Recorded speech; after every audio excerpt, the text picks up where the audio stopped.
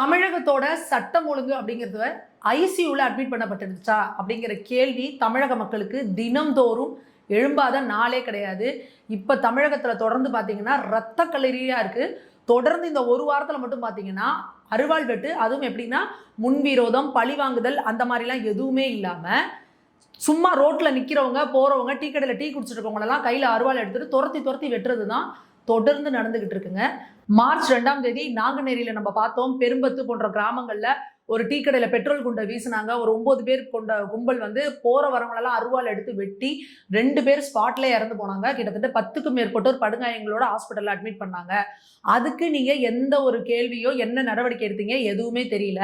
அதுக்கு திருமாவளவன் அவர்கள் என்ன சொன்னார், சம்மந்தமே இல்லாமல் இது சங் பரிவார அமைப்புகளோட ஒத்திகையாக இருக்கும் அப்படின்னு சொல்லி சம்மந்தமே இல்லாமல் வந்து அந்த பகுதி மக்களே வந்து வெறுப்படைஞ்சு சாலையில் போய் ஆர்ப்பாட்டத்தில் உட்காந்தாங்க.